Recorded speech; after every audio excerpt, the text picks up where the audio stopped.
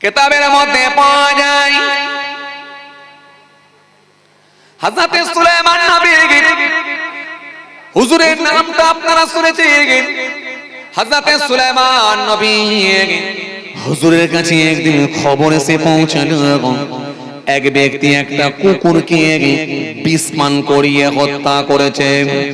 এক ব্যক্তি একটা কুকুরকে বিষ পান করিয়ে মেরে দিয়েছে। সুলাইমান নবীর কাছে এই খবরটা এসে পৌঁছালো। আল্লাহ নবী হযরত সুলাইমান নবী যখন এই খবরটা পেয়ে গেলেন, হুজুর মনের দিক দিয়ে বড় ব্যথিত হলেন, মনের দিক দিয়ে বড় হুজুর দুঃখ প্রকাশ করলেন, অত্যন্ত ব্যথিত হলেন, অত্যন্ত হুজুর কষ্ট পেয়ে গেলেন। একটা কুকুরকে, জ্যান্ত কুকুরকে বিষ পান করিয়ে কেমন করে মারে। সুলাইমান নবীর কাছে যখন এই খবর এসে পৌঁছালো, একজন লোক একটা কুকুরকে হত্যা করেছে, বিষ পান করিয়ে মেরে দিয়েছে।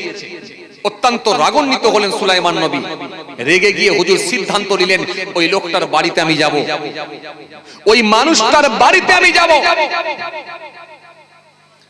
হে তরুণিয়া নওজওয়ান যুবকেরা, ইয়া মাই মুরব্বিরা, বাবারা শুনে গেলে হযরত সুলাইমান নবী গুটি গুটি পায়ে ওই মানুষটার বাড়ির দরজার সামনে গিয়ে পৌঁছে গেলেন। দরজার সামনে গিয়ে যখন পৌঁছে গেছে, ওই মানুষটা হুজুরকে দেখতে পেলেন। হুজুরকে দেখতে পেয়ে বড় আনন্দিত হলেন, বড় খুশি হয়ে গেলেন। ও আল্লাহ নবী, হযরত সুলাইমান হুজুর, আপনি আমার বাড়িতে এসেছেন হুজুর, অত্যন্ত আমি খুশি হয়েছি হুজুর। আমার বাড়িতে একটু আজকে মেহমানদারি করতে হবে হুজুর, আমার বাড়িতে একটু মেহমানদারি করতে হবে। আমি অত্যন্ত আনন্দিত হয়েছি যে আপনি আমার বাড়িতে এসেছেন। সুলাইমান নবী এত বড় একজন নবী ছিলেন এবং বাদশা ছিলেন, তার মধ্যে কোনো অহমিকা ছিল না, কোনো রিয়া ছিল না, কোনো অহংকার ছিল না, কোনো তাকাব্বুর ছিল না। সুলাইমান নবীর সঙ্গে মানুষ খোলা মনে কথা বলতে পারত। সুলাইমান নবীর সঙ্গে মানুষ খোলা মনে, মন খুলে কথা বলার সুযোগ পেত, কারণ সুলাইমান নবীর মধ্যে কোনো অহমিকা ছিল না, কোনো রাগ ছিল না, গুসা ছিল না হুজুরের মধ্যে। কথা কিছু বুঝতে পারছেন বাপ? আর আমাদের আপনাদের সাজে এলাকায় সামান্য ছোটখাটো পাতি নেতার সঙ্গে কথা বলা মুশকিল, কথা বলতে চায় না। ছোটখাটো একটা পাতি নেতার সঙ্গে কথা বলতে গেলে পুরি সর্বনাশ। আগে পারমিশন নিতে হবে, 3টে গেট পার হতে হবে, পিএর সঙ্গে আগে দেখা করতে হবে, গেটম্যান ছাড়লে তবে ভেতরে যেতে পারবে, তবে পাতি নেতার কাছে পৌঁছাবে। কথা ঠিক কিনা বলবো? কথা বুঝতে পারছেন? সুলাইমান নবী এত বড় একজন নবী ছিলেন যে তিনার সঙ্গে মানুষ কথা বলতে গেলেও তারা মানুষের মধ্যে কোনো ভয় ডর লাগতো না, কোনো ভয় ভীতি ছিল না মানুষের ভেতরে। সুলাইমান নবীকে বলছে, হুজুর বিয়াদবি নেবেন না, আমার বাড়িতে একটু মেহমানদারি করতে হবে আপনাকে। হুজুর বললেন, বাবা মেহমানদারি সেটা পরে আছে, কিন্তু আগে আমি তোমাদের সামনে কিছু কথা বলার জন্য এসেছি। যাও এলাকার মানুষকে অ্যালার্ট করো, ঘোষণা দাও, জানাও, সংবাদ দাও, গোটা এলাকার মানুষকে এই তোমার এই বাড়ির সামনে খামারে এক জায়গায় জমা করো। আমি সবার সামনে কিছু ঘোষণা দিতে চাই, কিছু অ্যালার্ট করতে চাই, কিছু জানাতে চাই। সুলাইমান নবী যখন এই কথা বলেছেন, তখন লোকটি বলল, হুজুর ঠিক আছে, আমি আমার এলাকার মানুষদেরকে একটু সবাইকে জানিয়ে দিচ্ছি, সংবাদ দিচ্ছি। এতরনিয়া নওজওয়ান যুবকেরা, ইয়া মাই মুরব্বিরা, বাবারা শুনে গেলে ওই মানুষটা ঠিক না থাকতে পেরে এলাকার মানুষদেরকে জানিয়ে দিলেন, বাবারা সুলাইমান নবী এসেছেন, বাবা তোমাদের সঙ্গে কিছু কথোপকথন করবেন, তোমাদের সামনে কিছু বার্তা দেবেন, কিছু ঘোষণা দেবেন, অতি সত্বর তোমরা আমার বাড়ির সামনে চলে এসো। এলাকার মানুষগুলো পাশাপাশির মানুষগুলো এক জায়গায় জমায়েত হলো। আল্লাহ নবী সুলাইমান নবী দাঁড়িয়ে পড়লেন সবার সামনে, দাঁড়িয়ে বললেন, বাবারা শুনে রেখে দাও বাবারা, 5টা প্রাণীকে তোমরা যেন হত্যা করো না বাবা, কেননা 5 প্রকারের প্রাণীকে তোমরা যেন হত্যা করো না, 5 প্রকারের প্রাণীকে তোমরা যেন মেরো না, হত্যা করো না, কেননা কিছু এমন প্রাণী আছে যেগুলো বদদোয়া করলেও আল্লাহর দরবারে কবুল হয়, কিছু এমন প্রাণী আছে যেগুলো দোয়া করলেও কাজ হয়, কবুল হয়। এজন্য আমি সুলাইমান বলে যাই, 5 প্রকারের প্রাণীকে তোমরা যেন কখনো হত্যা করবে না, মারবে না। 5 প্রকারের প্রাণীকে তোমরা যেন কোনোদিন হত্যা করো না, মেরো না, হত্যা করো না, মেরো না। 5 প্রকারের প্রাণীকে বদদোয়া করলেও কবুল হয় আর দোয়া করলেও কবুল হয়। কে বলছে? সুলাইমান। জি, সে অভিশাপ দেবে, বদদোয়া করবে, সেটাও আল্লাহর দরবারে কবুল হবে। এজন্য প্রাণীকে খবরদার যেন মেরো না। 5 প্রকারের প্রাণী সুলাইমান নবী বললেন মেরো না। হে তরুণী নওজওয়ান যুবকেরা, হে আমার মুরব্বিরা, বাবা রাসূলকে দিয়ে কিতাবের মধ্যে পাওয়া যায় হযরতে সুলাইমান নবী সে মানুষগুলো যখন এক জায়গায় জমা হয়ে গেল, আল্লাহ নবী হযরতে সুলাইমান নবী তাদের সামনে গিয়ে দাঁড়িয়ে গেলেন, দাঁড়িয়ে গিয়ে সালাম দিলেন। মানুষগুলো সালামের জবাব দিলেন। হযরতে সুলাইমান নবী বললেন, কিছু এমন প্রাণী আছে যাদের বদদোয়াটা আল্লাহর দরবারে কবুল হয়ে যায়, কিছু এমন প্রাণী আছে যাদের অভিশাপ আল্লাহর দরবারে লেগে যায়, কিছু এমন প্রাণী আছে যাদের দোয়াটা আল্লাহর দরবারে কবুল হয়। বলবেন না সুবহানাল্লাহ? হযরতে সুলাইমান নবী বলেন, বাবা শোনা, তার ভিতরে 1 নম্বরে বলা সেটা হলো কুকুর, কুত্তা, কুকুর। এই কুকুর একটা নাপাক প্রাণী বলে, যদি বদদোয়া করে তাও আল্লাহর দরবারে লাগে যায়, আর কুকুর যদি দোয়া করে সেটাও আল্লাহর দরবারে কবুল হয়ে যায়। কুকুরকে তোমরা ইচ্ছাকৃতভাবে যেন হত্যা করে দিও না, কুকুরকে তোমরা কষ্ট দিও না। কি শিক্ষা বুঝতে পারছেন ইসলামে? এজন্যই তো ইসলাম বলেছে প্রাণীর উপরে দয়া করো, দেখো দয়া করো। কিন্তু আমরা অনেক সময় পয়সার জন্য এমনও কিছু মানুষ আছি প্রাণীর উপরে আমরা জুলুম করে থাকি। আপনি গরুর দালাল নিজেকে বলে দাবি করেন বা গরু ব্যবসায়ী বলে দাবি করেন। আপনি এক জায়গা থেকে আরেক জায়গায় যখন গরুগুলোকে কিনে নিয়ে যাচ্ছেন, ছোট একটা হাতিতে, ছোট হাতি না কি বলে ওগুলো, ডালা গাড়িগুলোকে, ছোট হাতি 160, এই ছোট হাতি বা ম্যাজিক গাড়ি যেগুলোকে বলে, যে গাড়িটার মধ্যে দেখা যাচ্ছে 3টে গরু ঢোকার ক্যাপাসিটি, সেখানে আপনি জোর করে 5টা গরু ঢুকালেন। কোন গরুর পা দেখা যাচ্ছে ডালার বাইরে ঝুলে আছে, কোন গরুর মাথা কল্লা দেখা যাচ্ছে ডালার বাইরে ঝুলে আছে, কিংবা দেখা যাচ্ছে ওই গরুগুলোকে এমন ভাবে আপনি দড়ি দিয়ে বেঁধেছেন আর বাঁধনটা এত শক্ত টাইট করে একটু পাও নাড়াতে পারে না, মাথাও তুলতে পারে না। তারপরে আমার দেখা যায় আপনি আবার নিজে ওই গরুর কোন একটা প্রাণীর উপরে চেপে চেপে যাচ্ছেন। না, এই ইসলাম এই শিক্ষা দেয় না। এই প্রাণীর উপরে কষ্ট দেওয়া মানে কাবিরা গুনাহ। এটা ইসলাম শিখিয়েছে, এর নাম ইসলাম। যেগুলোকে আপনি খান, যেগুলোকে আল্লাহ হালাল করেছেন, সেগুলোকে আপনি জবাহ করে খেতে পারেন, তাও কার নামে? আল্লাহর নামে। লা'নাল্লাহু মান জাবা'a লিগায়রিল্লাহ ওয়া লা'নাল্লাহু মান সারাকা মানারাল আরদ। হাদিসে এসেছে,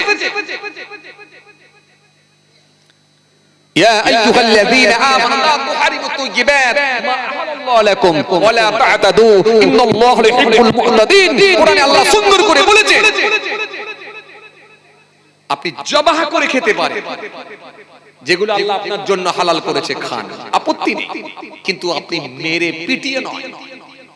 কিছু মানুষ তারা দেখি প্রাণীকে পিটিয়ে পিটিয়ে মারে, বড় কষ্ট লাগে, বড় কষ্ট লাগে। এই রকম করে কল্লা ধরেছে, এই লাঠির বাড়ি মার তো মার, ফাটাফাট করে মারছে মুরগিটার উপরে, ফাটাফাট করে মারছে, মেরে পিটিয়ে পিটিয়ে গরম পানিতে দিয়ে দিল, মুহূর্তের মধ্যে শেষ। এটা অনেক বেশি কষ্ট দিয়ে প্রাণীকে হত্যা করা হয়। জবাহ করে খেল সব থেকে সহজ পদ্ধতি হলো জবাহ। আর আজকে স্বাস্থ্য বিজ্ঞান বলছে তোমরা কেটে খাও। স্বাস্থ্য বিজ্ঞান বলছে কেন? প্রবাহিত রক্তটা বেরিয়ে যায়। আপনি যখন কোনো প্রাণীকে আপনি যখন পিটিয়ে পিটিয়ে মেরে খাবেন, গোটা শরীরে তার রক্ত জমাট বেঁধে যায়। এই শরীরে যখন রক্ত জমাট হয়ে যায়, ওই প্রাণীটাকে যখন আপনি আবার কেটে পিস পিস করে রান্না করে খাবেন, ওই জমাট বেঁধে যাওয়া রক্ত হয়ে যাবার কারণেতে ওই জমাট বাঁধা রক্তটা আপনি যখন মাংসের সঙ্গে খেয়ে নিচ্ছেন, গোশতের সঙ্গে খাচ্ছেন, ভবিষ্যতে আপনার ক্যান্সার হবার সম্ভাবনা থাকতে পারে। এটা স্বাস্থ্য বিজ্ঞান বলছে, স্বাস্থ্য বিজ্ঞান বলছে। খুব সহজ পদ্ধতি হলো প্রাণীকে জবাহ করে খাওয়া। আর আমার ইসলাম তো আগেই বলেছে, আল্লাহ বলেছে তোমরা জবাহ করে খাও, আল্লাহর নাম নিয়ে খাও। আলহামদুলিল্লাহ, কত সুন্দর ইসলাম ধর্ম, কত সূক্ষ্ম কথাগুলো ইসলাম বলেছে। এমনকি জবাহ করবে, জবাহ করার সময় ওই ছুরিটাকে উত্তম রূপে ধার করে নাও, তার পর্যাপ্ত ধার আছে নাকি দেখে নাও। পর্যাপ্ত ধার যদি না থাকে, তাহলে প্রাণীর উপরে চালালে যদি প্রাণীটার চামড়া কাটতে যদি কষ্ট হয়, এটাও কাবিরা গুনাহ হবে। ইসলাম কত সুন্দর, বুঝতে পারছেন? কত সূক্ষ্ম বিষয়গুলো নিয়ে আলোচনা করেছে। এজন্য আপনি জবাহ করলেও আপনার ওই ছুরিটাকে পর্যাপ্ত ধার করতে হবে, তাকে ভালো করে ধার করে নিয়ে দেখে নিতে হবে ধার আছে কিনা। প্রাণীকে পানি পান করান, দিয়ে সুন্দর করে আপনি জবাহ করেন। চারটে নালী, খাদ্য নালী, শ্বাস নালী, রক্ত নালী, দুটো রক্ত নালী, চারটে নালী আপনি কাটুন। কমপক্ষে তিনটে নালী তো কাটতেই হয়, এবং সাথে আল্লাহর নাম নিতে হবে। কোন গায়রুল্লাহর নামে জবাহ করলে তার উপর আল্লাহর লানত হবে, নাই বলেছে। আল্লাহর নাম ব্যতীত অন্য কারোর নামে জবাহ করা যাবে না। পীর তো দূরের কথা, হুজুর তো দূরের কথা, এমনকি নবীর নামেও জবাহ করা যাবে না। জবাহ করতে হবে আল্লাহর নামে। লাআনাল্লাহু মান জাবাআ লিগায়রিল্লাহ ওয়া লাআনাল্লাহু মান সারাকা মানারাল আরদ। রাসূল বলেছে হাদিসের মধ্যে, অনেক কথা নবী বলেছেন, পরে আরো লম্বা হাদিস আছে। যাক, আমি যে কথা বুঝাতে চাইছিলাম, সময় সংক্ষেপ করব কারণ প্রচন্ড ঠান্ডা। আবার ভাইরা বলেছে একটু কালেকশনের ব্যাপারও আছে। যে কথা বলতে বলতে আমি চলে আসছিলাম, তো হযরতে সুলাইমান নবী বললেন তোমরা 5 প্রকারের প্রাণীকে হত্যা করবে না। তার ভেতরে 1 নম্বর হলো কুকুর। মনে আছে আপনাদের? কুকুরকে যেন হত্যা করো না। কেননা এই কুকুরকে তোমরা হত্যা করো না, এই কুকুরকে তোমরা হত্যা করে দিও না। ইচ্ছাকৃতভাবে কোন কুকুরকে যেন হত্যা করে দিও না, কষ্ট দিও না। কেন? কুকুর যদি অভিশাপ দেয় সেটা আল্লাহর দরবারে কবুল হয়, আর কুকুর যদি দোয়া করে সেটা আল্লাহর দরবারে কবুল হয়। এজন্য কুকুরকে তোমরা ইচ্ছাকৃতভাবে হত্যা করো না। কেন? কুকুর হলো একটা পাহারাদার প্রাণী। এই কুকুরটা আপনার ফসল, আপনার সম্পদ, আপনার টাকা পয়সা, আপনার বাড়িতে পোষা যে আপনার গৃহপালিত পশুগুলো আছে, সেগুলোকে পাহারা দেওয়ার দায়িত্ব পালন করে, সেটা হলো কুকুর। কুকুর হলো পাহারাদার প্রাণী।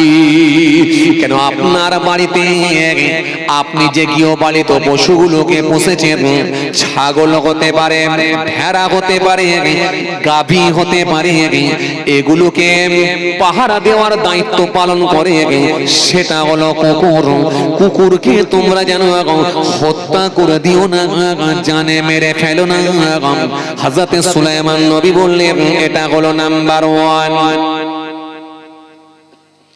কুকুরকে যেমন জানে মেরে ফেলবে না, আবার ওই কুকুরকে আপনার ব্যবহার করা, আপনার গৃহে যে ঘরে আপনি বসবাস করেন ওই ঘরেতেও যেন থাকার জায়গা করে দিও না। কেন কুকুর যে ঘরেতে থাকবে সেই ঘরেতে রহমতের ফেরেশতা প্রবেশ করে না। যে ঘরেতে কুকুর থাকবে সেই ঘরেতে আল্লাহর ফেরেশতারা ওই ঘরে যাবে না। হাদিসের মধ্যে এসেছে রাসূল করিম সাল্লাল্লাহু আলাইহি ওয়াসাল্লাম একদিন বাড়ির মধ্যে আছেন, কামরার মধ্যে আছে, কথা শুনছেন, কামরার মধ্যে আছে। তো আল্লাহ রাসূল সাল্লাল্লাহু আলাইহি ওয়াসাল্লাম একটু যেন মনের দিক দিয়ে যেন একটু চিন্তিত হয়ে পড়লেন, একটু উসখুস করছেন। নবী যেন একটু চিন্তিত হয়ে পড়েছেন, একটু বিরক্তি প্রকাশ করছেন। এরকম হচ্ছে কেন, এরকমটা হলো কেন?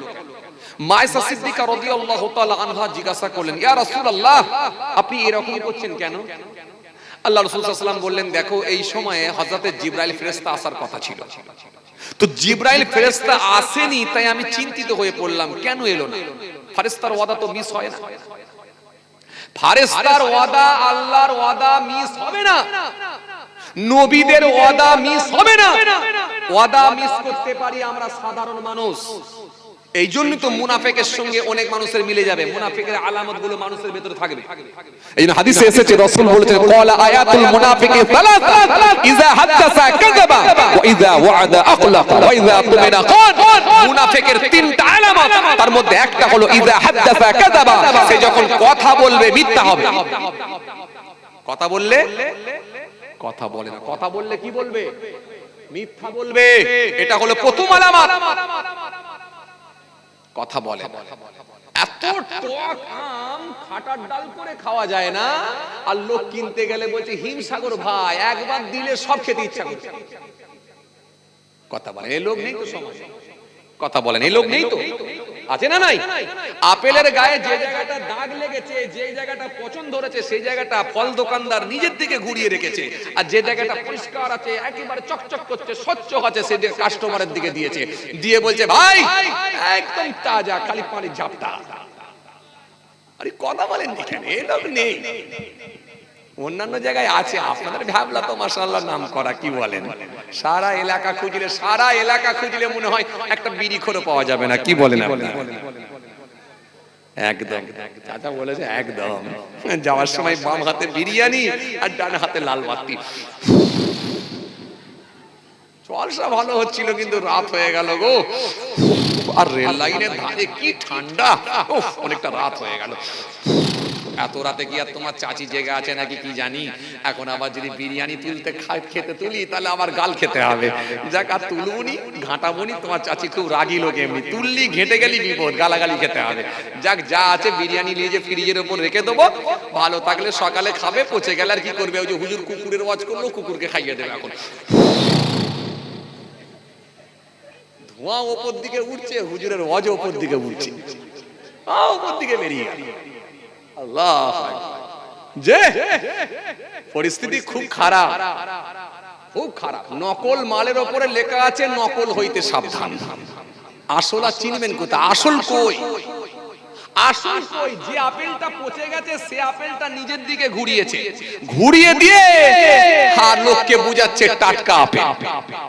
এজন্য রাসূল বললেন এটা হলো মুনাফিকের আলামত, মানুষকে ঠকিয়ে দেয়।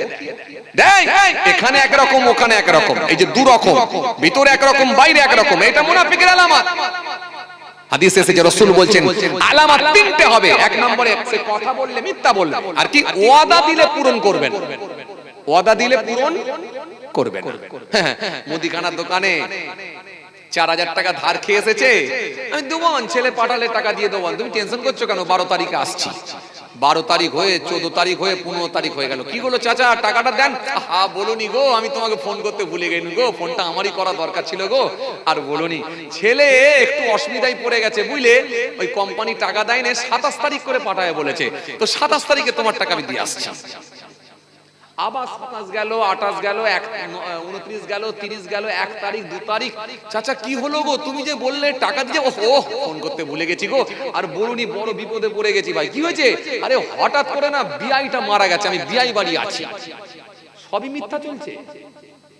তাহলে একটা ধার খেয়ে পয়সা দুগুনি বা ডিটেন করব বলে কত মিথ্যা তাকে বলতে হচ্ছে, সবই কিন্তু মিথ্যে। আবার সেই চাচাটা দাঁড়িয়ে রেখে আবার নামাজও পড়ছে, সব মুনাফিকের আলামত। আর 3 নম্বরে নবী কি বললেন? তৃতীয় নম্বরে বললেন আমানতের খেয়ানত করবে।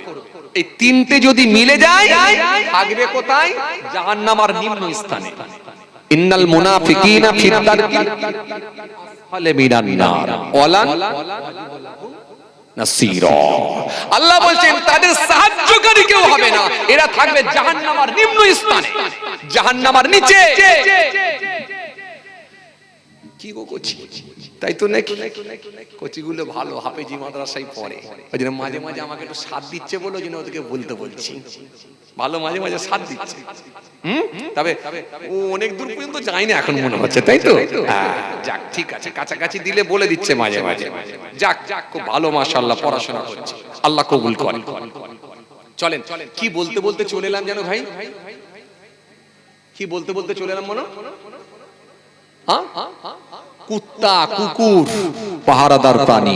তা বলে যেন একে নিজের ঘরেতে নিজে যে কামরায় থাকো, যে কামরাটাই তুমি শয়ন করো, শুয়ে থাকো, যে কামরা তোমার বেডরুম, ওই বেডরুমে যেন থাকার জায়গা করে দিও না। এটা বলছিলাম, বলতে বলতে এসেছিলাম। কি আল্লাহ রাসূল সাল্লাল্লাহু আলাইহি ওয়াসাল্লাম বললেন, আয়েশা জিবরাইল আসার কথা ছিল, এই মনে আছে আপনাদের? জিবরাইল ফেরেশতা আসার কথা ছিল, আসেনি। জিবরাইল ফেরেশতা তো ওয়াদা এরকম ভঙ্গ হওয়ার কথা নয়। তাই আমি রাসূল বড় চিন্তিত হয়ে পড়েছি যে আসেনি কেন, কি কারণে আসছে না। এজন্য আমি একটু চিন্তিত, আমার একটু মনটা খারাপ, আমি একটু চিন্তিত, আসছে না কেন। কিছুক্ষণের মধ্যেই দেখা যায় ওই যে রুমের মধ্যে রাসূলুল্লাহ ছিলেন, ওই রুমের খাটের নিচে বা তক্তপোষের নিচে বা ওই রুমের নিচে থেকে একটা কুকুরের বাচ্চা দেখা গেল। যেই কুকুরের বাচ্চাটা দেখা গেল, আল্লাহ রাসূল সাল্লাল্লাহু আলাইহি ওয়াসাল্লাম বলে, আয়েশা এই কুকুরের বাচ্চাটাকে তাড়াও, মেরুনি আস্তে করে তাড়িয়ে বার করে দাও। এই বাচ্চাটা ঢুকলো কি করে কুকুরের বাচ্চাটা? বলে যেই ওই বাচ্চাটাকে তাড়িয়ে দেওয়া হলো, কুকুরের বাচ্চা বাইরে চলে গেল, হযরত জিবরাইল ফেরেশতা এসে হাজির হয়ে গেলেন। জোরে বলতে পারেন না? ভাই জিবরাইল কি ব্যাপার, এত লেট করলেন? ইয়া রাসূলুল্লাহ, লেট আমি করিনি হুজুর, ওই বাড়িতে কামরার ভেতরে কুকুরের বাচ্চা কিভাবে ঢুকে গিয়েছিল, এজন্য আমি জিবরাইল আসতে পারছিলাম না হুজুর, খুব পেরেশানির মধ্যে পড়েছিলাম। যেই কুকুরের বাচ্চাটা বেরিয়ে গেল, আমি আপনার কামরার মধ্যে চলে এলাম হুজুর। এজন্য রহমতের ফেরেশতা আসবে না যদি কামরার ভেতরে থাকে। আবার কিছু মুসলমান বোঝে না, তারা এখন বড় লোকি স্টাইল দেখানোর জন্য ডিসেম্বর মাস, জানুয়ারি মাস কুকুরকে এখন গাড়িতে, কুকুরকে এখন হাঁড়িতে, কুকুরকে এখন ঘরেতে সব নিয়ে ঘুরে বেড়ায়। আবার কুকুরের আবার অন্য ধরনের কুকুর, বড় বড় লোমওয়ালা কুকুর, অ্যালসেশন কুকুর আছে না নাই? ভ্যাবলা স্টেশনে দাঁড়াবে, দাঁড়িয়ে কুকুরের গলার বেল্ট ধরে যখন দড়ি ধরে একটু টেনে টেনে নিয়ে ঘোরাবে না, তখন লোকে গরিব মানুষগুলো দেখে বলবে, ওহ বড় লোক যাচ্ছে রে, বেড়াতে বেরিয়েছে বড় লোক।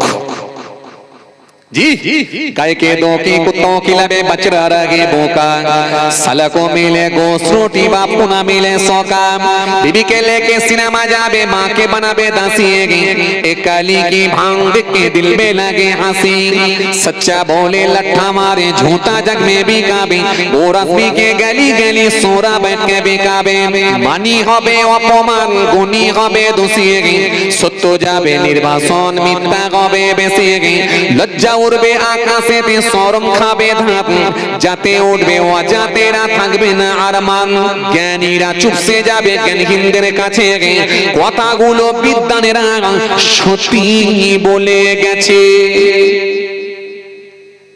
কথা বলে লোমওয়ালা কুকুর নিয়ে যাচ্ছে গাড়ির ভেতরে, ভ্যাবলা স্টেশনে নেমে যখন নিয়ে বেরিয়েছে, গাড়ির ভেতরে চি চি করে বাচ্চাটা কাঁদছে, তার দিকে কোনো ভ্রুক্ষেপই নেই। এখন কুকুর নিয়ে ব্যস্ত। সমাজে এমন কিছু মানুষ আছে না নাই? গাই দুধ দহন করে নিয়ে পাড়ায় পাড়ায় ঘুরছে, দুধ নেবে গা, দুধ নেবে গা, দুধ নেবে গা, কেনার লোক নাই। আর বসিরহাট স্টেশনের পাশে কি ভ্যাবলা স্টেশনের পাশে মদের দোকান ওপেন খুলে একেবারে কোলাপসিয়াল গেট লাগিয়ে দিয়ে এসি রুমের ভেতরে একেবারে ভালো হুইল চেয়ারে বসে আছে লোক লাইন দিয়ে মদ কিনে নিয়ে যাচ্ছে। টিকিট কাউন্টারে যেমন টিকিট কাটে, মদের কাউন্টারে গিয়ে ওরা মদ কেনার জন্য লাইন দিয়েছে। কথা ঠিক কিনা বলবো? আসল জিনিস মানুষ নেবে না। মানুষ অন্যরকম হয়ে গেছে, তাদের রুচি অন্যরকম, চিন্তাধারা অন্যরকম, ভাবনা অন্যরকম, যার কারণেই অবস্থা। মানুষ যদি সব একরকম হতো আর ভালো দিকটা বেছে নিত, তাহলে এই সমাজ আরো পরিবর্তন হতো। কি কথা ঠিক কিনা বলবো? আমরা তো কোনোদিন এরকম কাজ করিনি, তাই না? কথা বলে এরকম কাজ কোনোদিন করিনি, তাই না? জমিতে ফসলে যদি একটা ছাগল পড়ে যায়, মুরগি পড়ে যায়, তখন আমাদের রাগ হয় কি হয় না? ছুটে গিয়ে ওই ছাগলটার ঠ্যাং ধরে এক কাচা, কিংবা এমন ইট ছুড়লো ছাগলটার পায়ে লাগলো, ছাগলটা ডাক দিতে দিতে দৌড়ালো, ছাগলের পাটা ভেঙে গেল। হয় এরকম খবর না? কোনোদিন হয় না? হয় কি হয় না? কিংবা আপনার জমিতে আপনার ফসলে ছাগল পড়েছে, কিংবা কোন মুরগি পড়েছে, কোন ছোটখাটো মুরগি পড়েছে, ছাগল পড়েছে, মুরগির বাচ্চা নিয়ে ধাড়ি এসে জমিতে এসে ফসল নষ্ট করেছে। আপনি এত রাগান্বিত হলেন, রেগে গেলেন, রেগে গিয়ে আপনি অত্যন্ত রেগে গিয়ে ওই জমিতে কীটনাশক ওষুধ ব্যবহার করলেন, ওষুধ ছড়িয়ে দিলেন, কিংবা কোনো মেডিসিন ছড়িয়ে দিলেন, দিয়ে একটা লাল ঝান্ডা তুলে দিলেন। লাল ঝান্ডা তুলে দিয়ে বুঝিয়ে দিলেন, আমার এই জমিতে আমি বিষ ছড়িয়ে দিয়েছি, সাবধান হয়ে যাও, সতর্ক হয়ে যাও। এখন এই যে লাল ঝান্ডা তুলে দিলেন, আপনি সতর্ক করছেন কাকে? মুরগি, হাঁস, ছাগল, ভেড়া এদেরকে। তার মানে আপনার লাল ঝান্ডাটা ওই মুরগি, হাঁস মনে হয় খুব ভালোই বোঝে। কি বলেন আপনারা? বোঝে তো না বোঝেনি? কথা বলছে না। বোঝে না? বোঝে বোঝে না? আপনাদের ভ্যাবলার এলাকার এই মুরগি হাঁসগুলো বোঝে না? কেন বুঝবে না? কেন? এ তো লাল ঝান্ডা তুলে দিয়েছেন। তার মানে আপনি কাকে সতর্ক করছেন? হ্যাঁ, ও মানুষকে। তার মানে ওই যে মুরগি ছেড়েছিল বা ছাগল ছেড়েছিল, তার মানে ওকে সাবধান করে দিলেন। ওকে সাবধান করে দিয়ে বুঝিয়ে দিলেন, তুই খালেকের জমিতে যেতে বলবি, মালিকের জমিতে যেতে বলবি, সত্তারের জমিতে যেন না আসে। কেন? লাল ঝান্ডা তোলা আছে। মানে আপনি আপনার মুরগিকে বলে দিলেন, হাঁসকে বলে দিলেন, ওর জমিতে খবরদার যাবি না। তার মানে ও আর আপনার জমিতে যাবে না।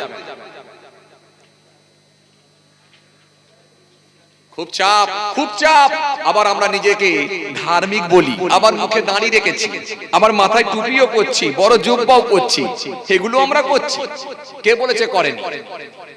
জি, একটু ফসলে ছাগল পড়েছে বলে, কি মুরগি গিয়ে একটু নষ্ট করেছে বলে আপনি বিষ ছড়িয়ে দিচ্ছেন। এমন আপনার ওই বিষ খেয়ে, কীটনাশক ওষুধ খেয়ে, বা ওই আপনার কি বলে বিষাক্ত আপনার ওষুধ খেয়ে ওই মুরগিটা এসে বাড়িতে ঝিমিয়ে পড়লো। দেখা গেল কয়েক ঘন্টার মধ্যে মুরগিটা মারা গেল, কিংবা ছাগলটা মারা গেল। আপনি একবারও ভাবলেন না যে আপনার এই বিষেতে, আপনার এই কীটনাশক ওষুধেতে একটা প্রাণ যেতে পারে, ছাগল হোক, মুরগি হোক, কোন প্রাণীর জান যেতে পারে। এটা আপনি একবারও ভাবলেন? আবার নিজেকে বিরাট ধার্মিক লোক বলে মনে করেন, নিজেকে বিরাট ধর্মভীরু বলে মনে করেন, নিজেকে বিরাট খোদা ভীরু বলে মনে করেন। জোহরের নামাজ পড়ে মসজিদ থেকে এসেছেন, আপনার বিবি একটু মন টন খারাপ করে বসে আছে। কি হলো গো, মন খারাপ কেন? ওই যে তুমি শখ করে বিড়াল পুষেছো, ওই বিড়ালটা এসে পাতিটা উল্টে দিয়ে মাছের টুকরোটা খেয়ে চলে গেল। বলো কি? রেগে গেলেন। আপনি একজন নামাজি লোক, রেগে গিয়ে কি করলেন? একটা এমন বড় লাঠি নিয়ে ছুড়লেন বিড়ালের দিকে লক্ষ্য করে। ছুটে গিয়ে একেবারে সেই লাঠিটা গিয়ে বিড়ালের পায়ে লাগলো, পাটা ভেঙে গেল, ম্যাও ম্যাও করতে দৌড়লো। আপনি আবার আসরের নামাজ গিয়ে পড়ে গেলেন। আসরের নামাজ পড়ে আসছেন আর বলছেন মনে মনে, বেটা আর কোনদিন আসবি, আর কোনদিন খাবি? কথা বলেননি কেন? হয় কি হয় না? হাদিস পাকের মধ্যে এসেছে, রাসূল করিম সাল্লাল্লাহু আলাইহি ওয়াসাল্লাম জানাচ্ছেন, মেরাজের রাতে আল্লাহ নবী সাল্লাল্লাহু আলাইহি ওয়াসাল্লাম জি তিনি দেখতে পেলেন জাহান্নামের ভেতরে এক ব্যক্তি জ্বলছে। আল্লাহ নবী সাল্লাল্লাহু আলাইহি ওয়াসাল্লাম জিজ্ঞাসা করলেন, এই আল্লাহর ফেরেশতা, এই লোকটা কি করেছিল, কি এমন অন্যায় করেছিল যে এই লোকটা আগুনে জ্বলছে, এইভাবে শাস্তি ভোগ করছে? তখন রাসূল সাল্লাল্লাহু আলাইহি ওয়াসাল্লামকে জানানো হলো, আল্লাহ নবী সাল্লাল্লাহু আলাইহি ওয়াসাল্লামকে জানানো হলো ওই মানুষটা একটা বিড়ালকে ঝুড়ির ভেতরে বা একটা আপনার কি বলে ঝুড়ির ভেতরে বা একটা কি বলে ওটাকে পাতির ভেতরে ঝুড়ির ভেতরে চাপা দিয়ে রেখেছিল। কেন? ওই বিড়ালটা কোন একটা অন্যায় করেছিল বলে ওই বিড়ালটার অন্যায়কে ক্ষমা না করে সে ঝুড়ির ভেতরে ভরে রেখেছিল। ভরে রাখার কারণেতে ওই পাথিরতে ভরে রাখার কারণেতে ওই বিড়ালটা একদিন পরে মারা গেল। মারা যাওয়ার কারণে আল্লাহ এত নারাজ হয়ে গেলেন, অসন্তুষ্ট হলেন। তার নামাজ রোজা দাড়ি টুপি সবকে আল্লাহ নামাজ রোজা তাসবিহ তেলাওয়াতকে বরবাদ করে দিয়ে জাহান্নামের আগুনে তাকে জ্বালাচ্ছে। কিছু বুঝতে পারছেন? ধর্ম মানা শুধুমাত্র মুখে দাড়ি নয়, মাথায় টুপি নয়, আপনাকে ধার্মিক হতে গেলে পুরোটাই মানতে হবে। চলে আসুন, খাতালি চলে আসুন, চলে আসুন, চলে আসুন, চিল্লামিল্লি করছে, চলে আসুন, চলেন। আমি আর আলোচনা করছি না, আল্লাহ যদি ফের কোন সুযোগ দেয় ইনশাআল্লাহ আলোচনা হবে।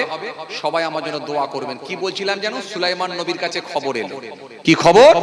যে একজন ব্যক্তি একটা কুকুরকে বিষ-পান করিয়ে হত্যা করে দিয়েছে। সুলাইমান নবী একটু রাগান্বিত হলেন, রেগে গেলেন। রেগে গিয়ে তিনি সিদ্ধান্ত নিলেন ওই লোকটার বাড়িতে আমি যাব, গিয়ে ওকে আমি কিছু কথা বলে আসবো। সুলাইমান নবী একটু রাগান্বিত হলেন, রেগে গেলেন, মনটা একটু খারাপ হয়ে গেল। কেন? এই জুলুম কিন্তু আল্লাহ নিজেও মানবেন না বলেছেন। ওয়ালাউ ইয়ারাল্লাযিনা যালামু ইয ইয়ারাউনাল আযাব আন্নাল কুওয়াতা লিল্লাহি জামিআ ওয়া আন্নাল্লাহা শাদীদুল আযাব। আল্লাহ কোরআনের মধ্যে বলেছেন, কোরআন শরীফের মধ্যে আল্লাহ পাক ফের আয়াত দিয়েছেন, ওয়ালাকাদ আহলাকনাল কুরুনা মিন ক্বাবলিকুম লাম্মা যালামু ওয়া জাআতুহুম রাসূলুহুম বিল বাইয়িনাত ওয়া মা কানু লিউমিনু কাযালিকা নাজজিল কওমাল মুজরিমিন। কোরআনের মধ্যে আল্লাহ আয়াত দিয়েছেন, একাধিক আয়াত দিয়েছেন আল্লাহ পাক।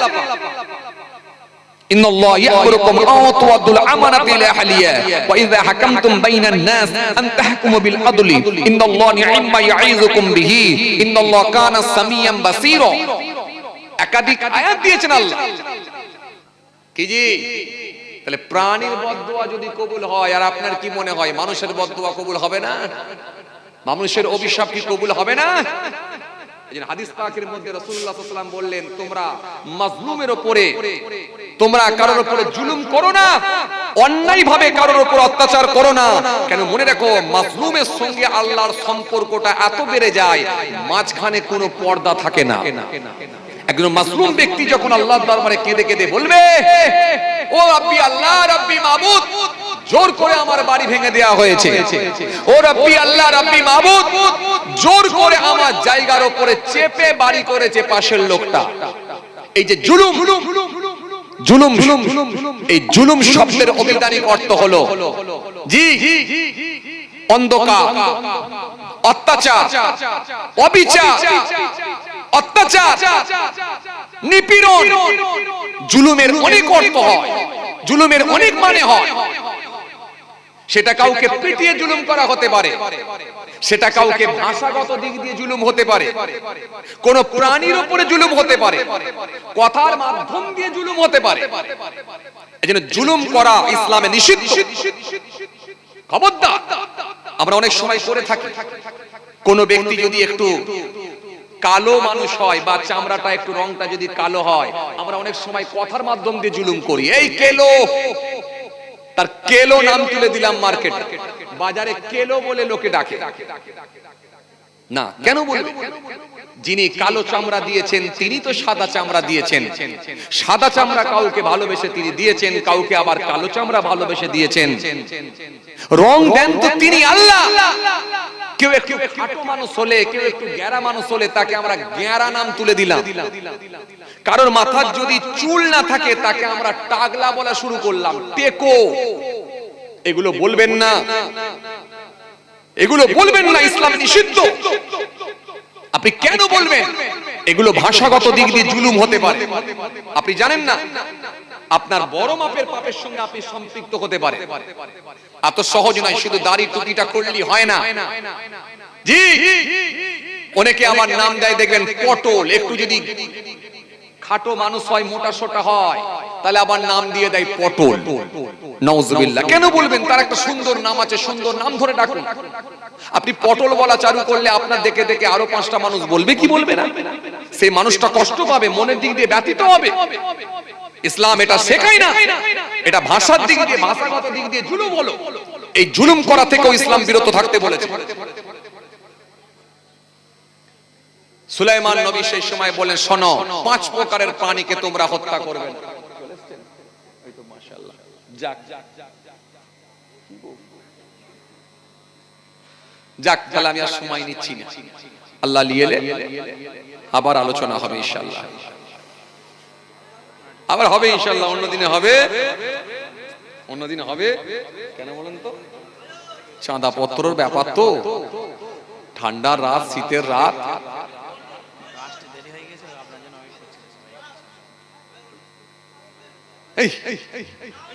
এই না নয়, মহা মুশকিল তো।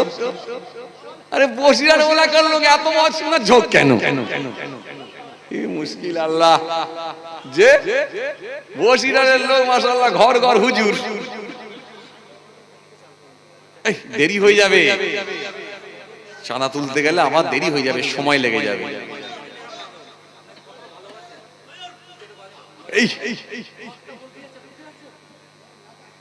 এই তুমি ওরকম করোনি, তোমাকে ক্যামেরায় তুলে নেবে এক্ষুনি ছেলেরা, এক্ষুনি ছবি তুললি তুমি ভাইরাল। বুঝতে পারছো? খালি ক্যামেরাটা ঘুরিয়ে দিলি ভাইরাল হয়ে যাবে, কথা বুঝতে পারছো? বেশি আওয়াজ দিওনি, বিপদ, ভাইরাল হয়ে যাবে এক্ষুনি। সব ক্যামেরার যুগ এখন। আগে চেয়ার নেই তো, কিসে বসবে? কিন্তু চট হলে তবে তো বসতে পারবে, আগে আগে আসতে পারবে। আমি আগে কোথায় পাঠাবো? চেয়ার আছে? কোথায় আছে? ও পেছনের দিকে চেয়ার দিয়েছে।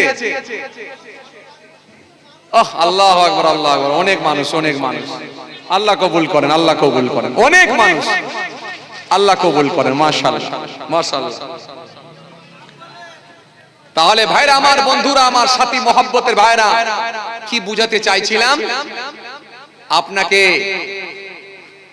আপনাকে পৃথিবীর জমিনে ধার্মিক লোক বলে যদি দাবি করতে হয়, ধর্ম যদি মানতে হয়, তাহলে পুরো ইসলামকে কমপ্লিট মানতে হবে। পুরোটা মেনে নেওয়ার নাম ইসলাম। আপনার ভাষার দ্বারায়, আপনার কথার দ্বারায়, আপনার ভঙ্গিমার দ্বারায়, আপনার স্টাইলের দ্বারাই কেউ যেন কষ্ট না পেয়ে যায়, এটাও জুলুম হবে। আপনারা কি মনে করেন শুধু বুলডোজার দিয়ে ঘর ভেঙে দেওয়া জুলুম? না, আপনি ভাষাগত দিক দিয়ে কাউকে আক্রমণ করেছেন, এমন মুখ দিয়ে গালি দিয়েছেন, আপনার ক্ষমতা আছে বলে, রাজশক্তি আছে বলে আপনি এমন মানুষকে আপনি কড়া ভাষায় আক্রমণ করলেন, গালি দিলেন, লোকটা আপনার উপর অতিষ্ঠ হয়ে গেল, চোখ দিয়ে পানি ঝরিয়ে ফেললো, কাঁদতে শুরু করলো, এটাও তার উপরে জুলুম। আমরা দেখি অনেক সময় এগুলো হয়। এলাকায় যখন কোনো সালিশি বসে, গ্রাম কমিটি বসে, বা মিটিং আপনার কি বলে, যখন বিচারে বসে, এখন দেখা যায় কত এরকম নেতা আছে, কত এরকম গ্রামের মোড়ল আছে, তারা এসে বিচার করতে এসে এমন দেখা যাচ্ছে একটা গরিব মানুষকে এমন ভাবে আক্রমণ করলো যেন মনে হচ্ছে যত দেশ তারই দোষ। আর অপর পক্ষে যিনি আছেন তিনি প্রভাবশালী বলে, টাকা পয়সা অনেক আছে বলে, বা পেছন থেকে একটু ঘুরিয়ে দিয়ে দিয়েছে বলে তাকে আর কিছুই বললেন না, আপনি ছেড়ে দিলেন। এত সহজ নয়। এই জন্য আমার আল্লাহ কোরআনে কারীমের মধ্যে বললেন, ইন্নাল্লাহা ইয়া'মুরুকুম আন তু'আদ্দুল আমানাতি ইলা আহলিহা ওয়া ইযা হাকামতুম বাইনান নাস আন তাহকুমু বিল আদলি ইন্নাল্লাহা নি'মা ইয়া'iযুকুম বিহি ইন্নাল্লাহা কানা সামিয়াম বাসীরা। আল্লাহ সুন্দর করে বললেন, তোমরা আমার নির্দেশ, আমার হুকুমকে মেনে নাও, তোমরা আমার নির্দেশ, আমার হুকুমকে তোমরা মেনে নাও। আর পৃথিবীর জমিনে যখন তোমরা বিচার করবে, এই বিচারের ফায়সালাটাও ন্যায় ভাবে করো, অন্যায় ভাবে যেন করো না। আপনি যদি এই আয়াতকে সামনে রেখে যদি একটু বাস্তবের দিকে মেলান, এই পৃথিবীর জমিনে বহু নেতা আছে ধরা খেয়ে যাবে, এই পৃথিবীর জমিনে বহু শক্তিশালী বাদশাও আছে তারা ধরা খেয়ে যাবে, এই পৃথিবীর জমিনে অনেক বাপ ধরা খাবে, এই পৃথিবীর জমিনে অনেক দাদুও ধরা খাবে। তার তিনটে ছেলে থাকার কারণে একটা ছেলে ইন্তেকাল হয়ে গেছে, কিন্তু ওই ছেলেটা মারা গেলেও তার একটা সন্তান আছে, পুত্র সন্তান আছে। এই সন্তানটাকে পৃথিবীর জমিনে রেখে দিয়ে মারা গেছে, কিন্তু ওই পুত্র সন্তান যখন একটু বড় হবে সব বুঝতে শিখবে। চাচারা কি করল, দুইটা চাচা তার বাপকে বুঝিয়ে নিয়ে অর্থাৎ ওই বাচ্চাটার দাদুকে বুঝালো, বুঝিয়ে বলল যে কোনো উপায়ে ওই ভাবিকে ওই বাচ্চাকে বাপের বাড়ি পাঠাতে হবে। দাদু তখন ওই তার পোতার মাকে ওই বৌমার উপরে নির্যাতন শুরু করলো। ওই বৌমাটা তখন কাঁদতে লাগলো, ওই বৌমাটা তখন কাঁদতে কাঁদতে আল্লাহর দরবারে বলতে লাগেন, মালিক আজকে যদি আমার স্বামী বেঁচে থাকতো তাহলে এই বাড়ি আমাকে ছাড়তে হতো না, আজকে মালিক আমাকে এই বাড়ি ছেড়ে চলে যেতে হয়। মালিক ও আমার আল্লাহ, আমার শ্বশুর কি এই বাচ্চাটার মুখের দিকেও তাকালো না। ঝরঝর ঝরঝর ঝরঝর করে কাঁদতে লাগে। ও মুসলমান শুনে রাখেন, ওই ছোট বাচ্চাটাকে কোলে করে নিয়ে বুকে করে নিয়ে সে বাপের বাড়ি যেতে বাধ্য হয়ে যায়। কিন্তু কাল কিয়ামতের ময়দানে, হাসরের ময়দানে এরকম দাদু কিন্তু আল্লাহর দরবারে গ্রেফতার হয়ে যাবে, যারা পৃথিবীর জমিনে ন্যায় বিচার হক ভাবে বিচার করতে পারে না। অথচ এদের দাড়ি ছিল, টুপি ছিল, এদের জুব্বা ছিল, নামাজ ছিল, খালি ন্যায় বিচার না করতে পারার কারণে আল্লাহর দরবারে গ্রেফতার হবে। কথা কিছু বুঝতে পারছেন? এজন্য দেখতে হবে কোন দিক দিয়ে যেন জুলুম না হয়। ভাষাগত দিক দিয়ে হতে পারে, কথাবার্তার ধরনে হতে পারে, ক্ষমতার জোরে হতে পারে। এটা কিন্তু ইসলাম আপনাকে শিখিয়েছে, আল্লাহ শিখিয়েছেন, আমি ছেড়ে দেবো না, ছেড়ে দেবো না। এই জন্য সুলাইমান নবী বললেন, তোমার মেহমানদারি পরে হবে, আগে এলাকার মানুষদেরকে ডাকো। মনে আছে তো আপনাদের? এটা বলতে বলতে চলে এলাম, হুজুর একটু মেহমানদারি আপনাকে করতে হবে। এই মেহমানদারি এটাও ইসলাম শিখিয়েছে। নবী মুসা একদিন আল্লাহকে বলেছেন, আল্লাহ যখন করো কোনো ব্যক্তির উপরে আপনি খুশি হন কি দেন? আল্লাহ বললেন, খুশি হলে তার বাড়িতে আমি একটা কন্যা সন্তান দিই, একটা মেয়ে সন্তান দিই, কন্যা সন্তান দিই। আমরা কতটা অজ্ঞ হলে এগুলো পারি, কতটা মূর্খ হলে পারি। কন্যা সন্তান হলেও আমরা বেজার হয়, নারাজ হয়। আছে না? আছে না কিছু মানুষ দুটো কন্যা সন্তান পর পর হয়েছে বলে বইয়ের উপরে নির্যাতন করে? এমন স্বামী আছে না? নাই আছে, নিজের বিবিকে পর্যন্ত ডিভোর্স দিয়ে দেয়, তালাক দিয়ে দেয়, দুটো কন্যা সন্তানের জননী মা হয়েছে বলে। যেন মনে হচ্ছে এই কন্যা সন্তান আর পুত্র সন্তান এটা মনে হচ্ছে যেন তার বিবির উপরে ডিপেন্ড করে। আসলে কিন্তু না, দেওয়ার মালিক আল্লাহ। মনে রাখবেন, এই দেওয়ার মালিক আল্লাহ। আর কন্যা সন্তান হলে আপনি আনন্দের সঙ্গে গ্রহণ করেন, আল্লাহ খুশি হয়েছে বলি আপনাকে কন্যা সন্তান দিয়েছে।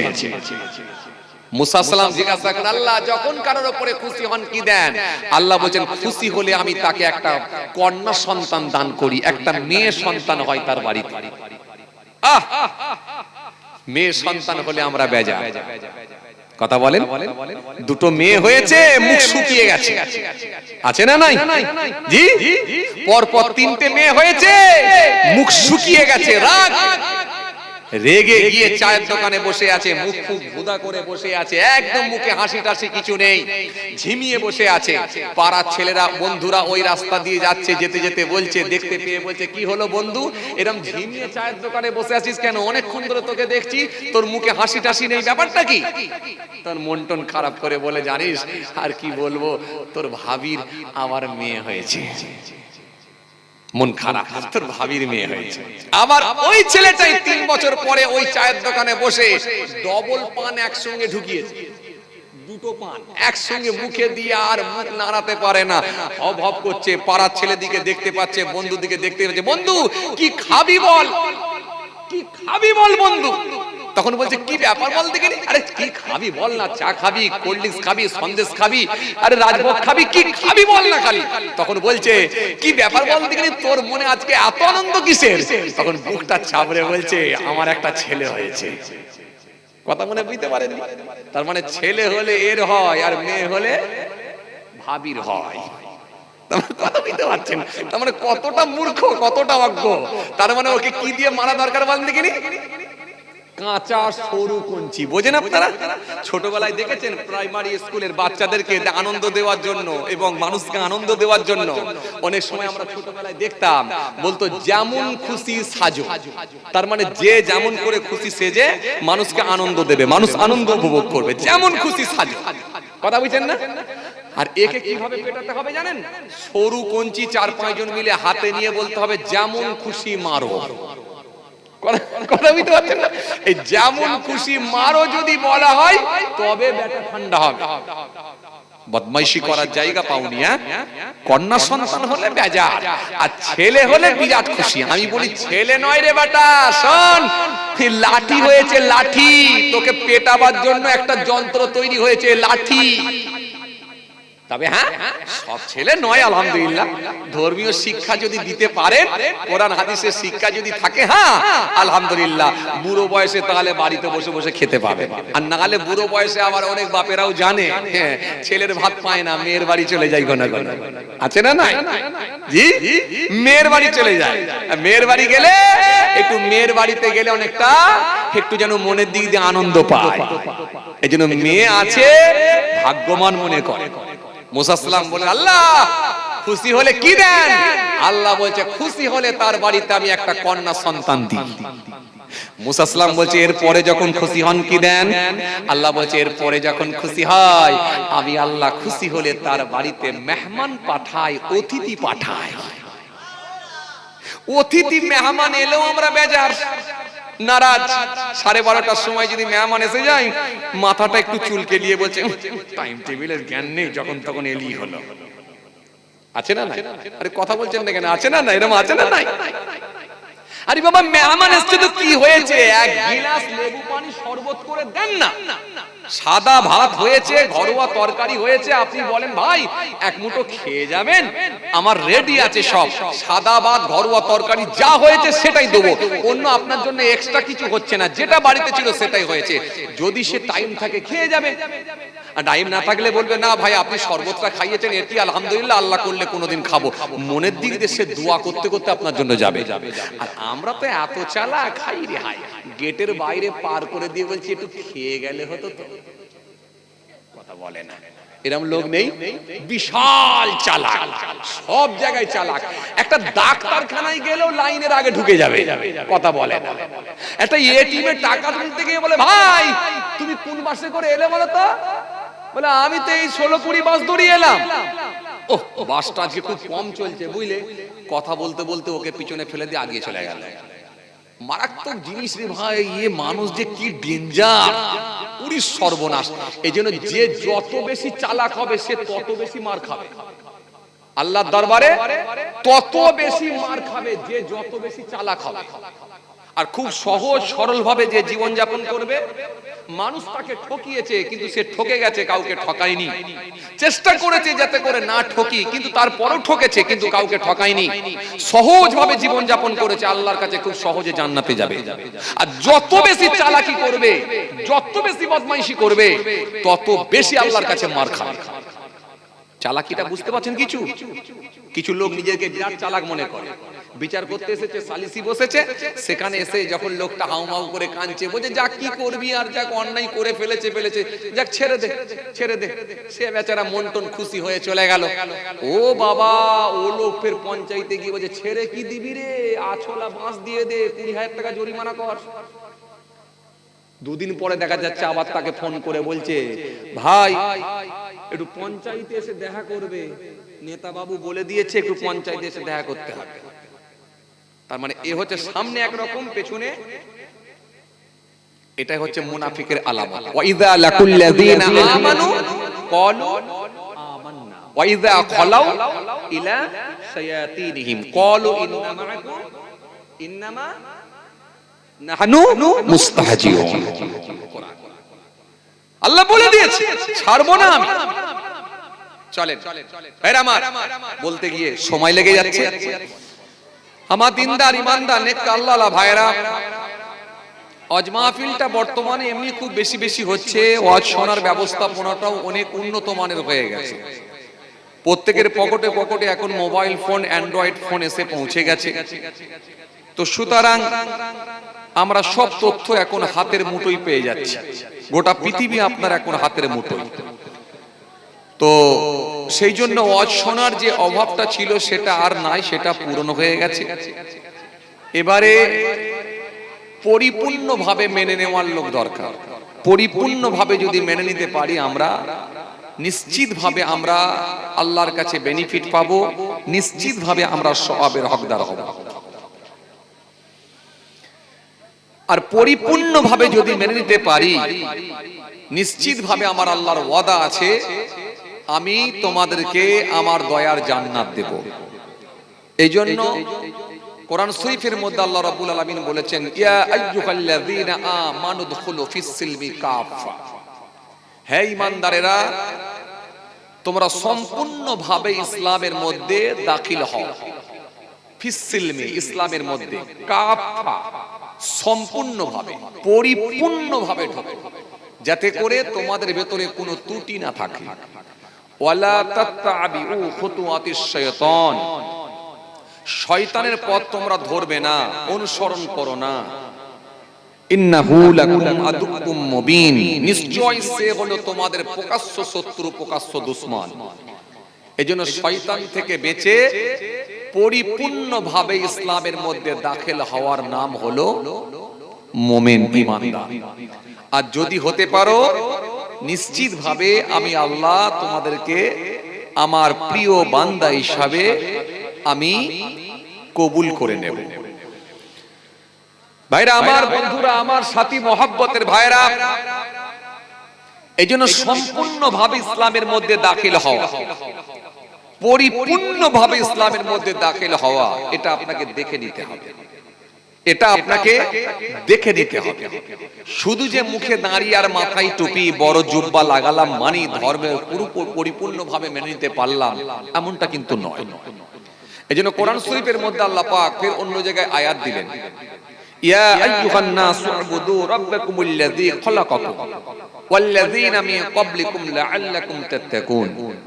ইয়া আইয়ুহান নাস, হে মনুষ্য জাতি, মানুষ সকল, উবুদু, ইবাদত করো, জিকির করো, উপাসনা করো, আরাধনা করো। কার?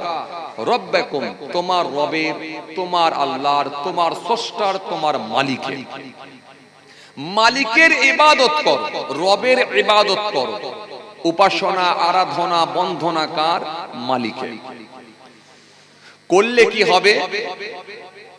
ইয়া আইয়ুহান নাসু উবুদু রাব্বাকুমুল্লাযী খলাকাকুম, যদি বলো কেন করব, আল্লাযী, যিনি, খলাকাকুম, তোমাকে সৃষ্টি করেছেন, ওয়াল্লাযীনা মিন ক্বাবলিকুম, তোমার পূর্বের মানুষগুলোকেও যিনি সৃষ্টি করেছিলেন। উদ্দেশ্য একটাই, সেটা কি? লাআল্লাকুম তাত্তাকুন, যাতে করে তোমরা মুত্তাকি, পরহেজগার, খোদাভীরু হতে পারো। এই মুত্তাকি, পরহেজগার বানানোর জন্য আল্লাহ বলছেন আমার ইবাদত করো, ইবাদতের নির্দেশ দিয়েছেন। তাহলে ইবাদত করলে কি হবে? তুমি পরহেজগার, মুত্তাকি, খোদাভীরু হয়ে যাবে। কথা বুঝে আসছে? তুমি যদি মুত্তাকি, পরহেজগার হয়ে যেতে পারো, তাহলে আমার কাছে বেনিফিট পেতে পারো। কিন্তু আপনাকে এবার হিসাব করে দেখতে হবে, দাঁড়ি রাখলে কি মুত্তাকি হওয়া যায়? বড় জুব্বা জলসার দিনে আর ঈদের দিনে পরে ফেললি কি মুত্তাকি হওয়া যায়? মাথায় টুপি দিলি কি মুত্তাকি হওয়া যায়? নিজেকে একজন নামাজি বলে দাবি করলি কি মুত্তাকি হওয়া যায়? না, মুত্তাকি হতে হবে। মুত্তাকি হলে আপনাকে টোটালটাই মেনে নিতে হবে। এক কথায় আপনার ইবাদত, আপনার জিকির, আপনার উপাসনা আপনাকে চেঞ্জ করে দেবে, পাল্টে দেবে। এবার আপনি নিজেকে কোশ্চেন করে দেখুন, আমরা পাল্টাতে পেরেছি কিনা? পেরেছি? পারি না। বসিরহাট স্টেশনে আপনি গিয়ে বাসে উঠেছেন, যাবেন কোথায়? বারাসাতে। একজন লোক সিটে বসে আছে আর একজন দাঁড়িয়ে আছে। দাঁড়িয়ে থাকা লোকটা বেচারা কষ্ট করে যাচ্ছে, প্রচন্ড রৌদ্রের তাপ, গ্রীষ্মকাল।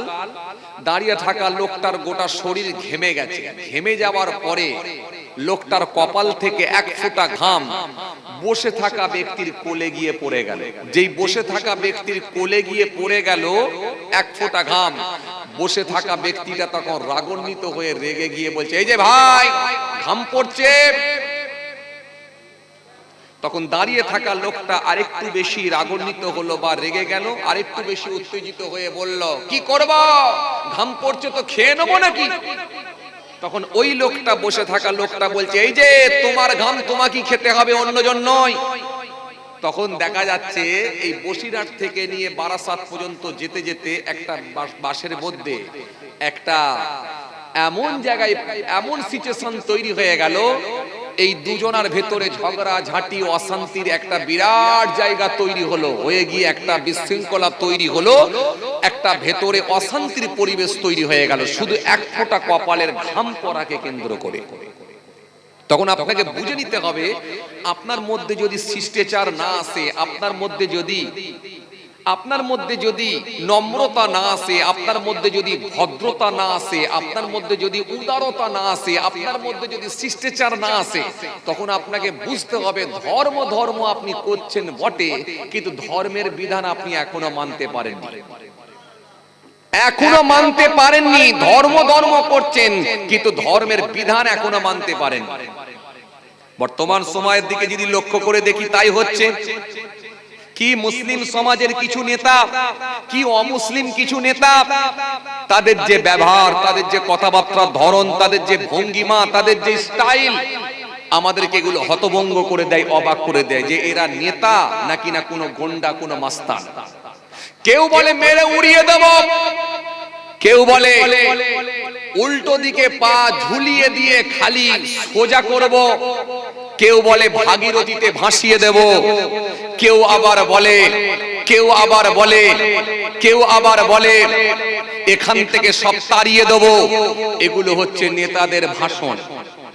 অথচ সেই মানুষগুলোকে আমরা একটা শ্রেণীর মানুষ আবার তাদেরকে সাপোর্ট করি। তার মানে বুঝতে হবে, যে অন্যায়কে সাপোর্ট করে তার মানে সেও একজন অন্যায়কারী। অন্যায়কারী না হলে অন্যায়কে কখনো সমর্থন করতে পারে না। সারা দেশের দিকে যদি তাকান, একেবারে বিভিন্ন স্টেট, বিভিন্ন রাজ্য থেকে শুরু করে আমার রাজ্য পর্যন্ত ম্যাক্সিমাম নেতাদের বক্তৃতা, ম্যাক্সিমাম নেতাদের কথাবার্তার ধরন, ম্যাক্সিমাম নেতাদের যে আপনার কি বলে বলার ভঙ্গিমা, সবটাই কিন্তু গন্ডা, সবটাই কিন্তু একেবারে সেই গন্ডা মাস্তানদের মতোই। কোনো তফাৎ আছে বলে আমার মনে হয়নি। সব গন্ডা মাস্তানদের সঙ্গে এদের আর কোনো তফাৎ নাই। ভাবতে অবাক লাগে। অথচ আমরা ধর্ম করে লাপালাপি করছি। কেউ মসজিদ বানাবো বলে লাপালাপি করছি, কেউ বা আবার মন্দির বানাবো বলে লাপালাপি করছি। সারা ভারতবর্ষ জুড়ে মন্দির আর মসজিদের রাজনীতি চলছে, কিন্তু এরপরও মানুষ নম্র হয়েছে হয়নি, মানুষ ভদ্র হয়েছে হয়নি, মানুষের মধ্যে শিষ্টাচার এসেছে আসেনি, মানুষের মধ্যে উদারতা এসেছে আসেনি, মানুষের মধ্যে সম্প্রীতি এসেছে আসেনি, মানুষের মধ্যে সেই মনোবৃত্তি আসেনি। এখন মানুষ পুরো হিংস্র পশুর ন্যায় হয়ে গেছে। তাদের কর্মকাণ্ডের মাধ্যম দিয়ে, তাদের কার্যকলাপের মাধ্যম দিয়ে, তাদের বক্তৃতার মাধ্যম দিয়ে, তাদের ভাষাগত দিক দিয়ে, সব দিক দিয়ে যদি মিলিয়ে দেখেন, একটা হিংস্র পশুর থেকেও মানুষের আচার ব্যবহার কথাবার্তা খারাপ হয়ে গেছে। সুতরাং আমাদের অবাক করে যে এরা আবার কি করে মন্দির মসজিদের রাজনীতি করে। আরে মন্দির মসজিদের রাজনীতি যদি হয়, মন্দির মসজিদ তো সব আপনাকে শেখাবে, ভালো বানাবে, আপনাকে তো ভালো করে দেবে মন্দির মসজিদ। মন্দির তো একটা ধর্মীয় স্থান, ধর্মীয় জায়গায়, সেখানে উপাসনা করা হয়। মসজিদ তো একটা ধর্মীয় স্থান, সেখানে গিয়ে মানুষ ইবাদত করে, উপাসনা করা হয়। তো এই মসজিদে গিয়ে যদি আপনি উপাসনা করেন, মন্দিরে গিয়ে যদি উপাসনা করেন, গির্জায় গিয়ে যদি প্রার্থনা করেন, উপাসনা করেন, আপনি তো ভালো হয়ে যাবেন। তো ভালো হতে পেরেছি কোথা আমরা? ভালো হতে পেরেছি কোথা? সামান্য একটা বাসে করে নিয়ে যখন বারাসাত থেকে আমরা যখন যাচ্ছি, আপনার কি বলে বসিরহাট, একটা লোকের পায়ে যদি পা পড়ে যায় কুত্তার মতো আমরা আচরণ করি, ব্যবহার করি, কথা বলে না। তো সেই ভদ্রতা কোথায়? সেই নম্রতা কোথায়? সেই ভদ্রতা কোথায়? সেই মানবিকতা কোথায়?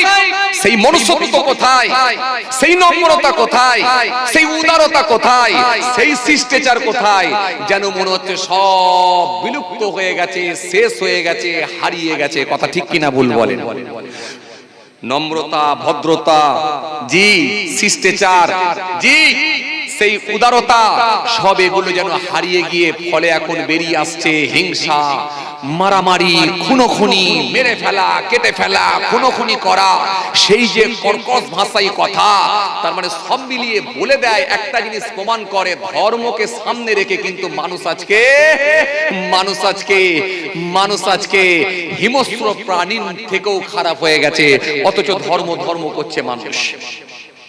এই মানুষ ধর্ম করে, কিন্তু হিংস্র প্রাণীর থেকেও মানুষ খারাপ হয়ে গেছে। এজন্য মহান আল্লাহ কোরআনের মধ্যে বলেছেন, মানুষের ভেতরে এমন কিছু মানুষ আছে যারা চতুষ্পদ প্রাণীর থেকেও খারাপ, চার পায়ের জন্তুর থেকেও খারাপ। মানুষের ভেতরে এমন কিছু মানুষ আছে। এজন্য আসুন, এই মানুষকে আমার আল্লাহ সৃষ্টির সেরা মানব করে পৃথিবীর জমিনে প্রেরণ করেছেন। সৃষ্টির সেরা মানব করে পৃথিবীর জমিনে আপনাকে আমাকে পয়দা করেছেন, প্রেরণ করেছেন, পাঠিয়েছেন। শুধু যে নামাজ, রোজা, দাড়ি, টুপি করবেন এতটুকু নয়। আপনার মধ্যে উদারতা আসবে, নম্রতা আসবে, আপনার মধ্যে মনুষ্যত্ব থাকবে, আপনার মধ্যে ভালোবাসা থাকবে, আন্তরিকতা থাকবে।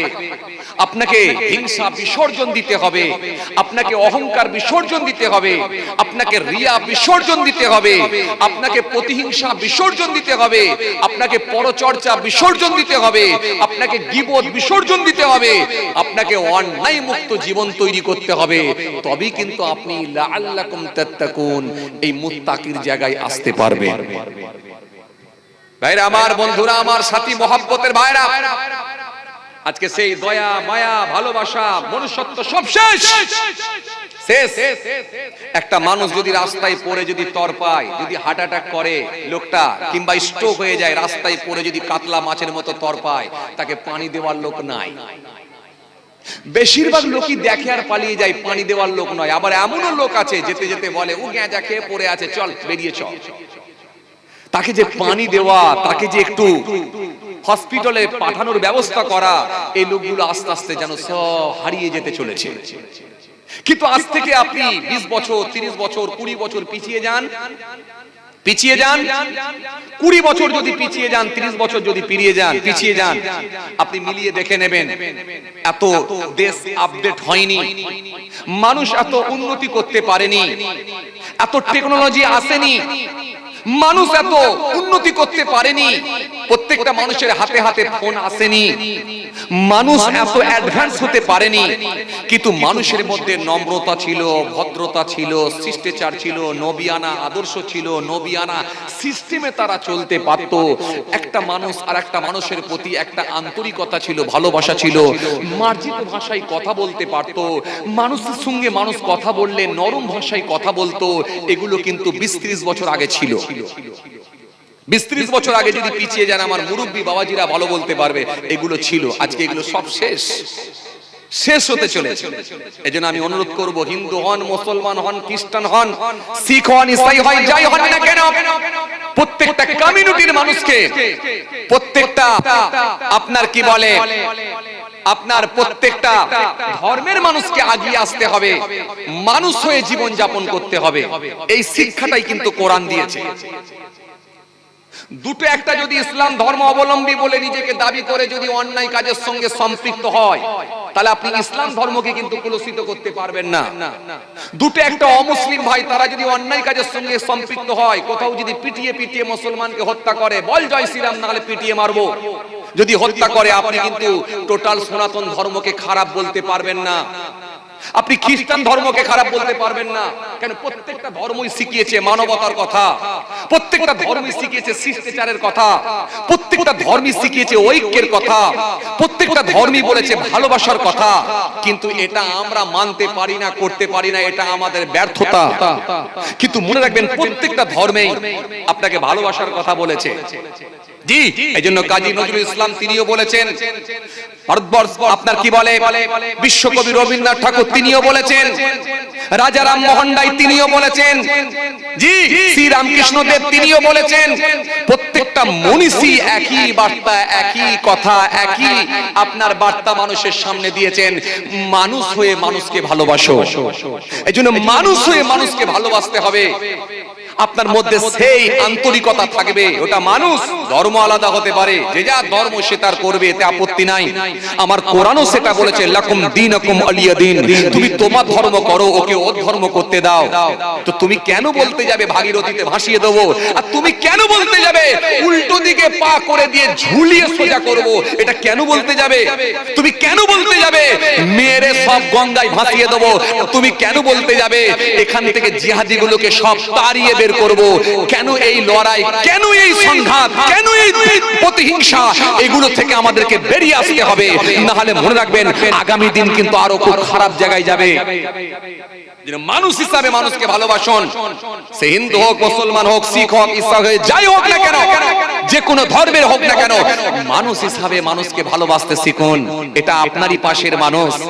মনে রাখবেন নেতারা আসে 5 বছরের জন্য, কিন্তু আপনার পাশের বাড়ির লোকটা থাকবে মৃত্যু পর্যন্ত।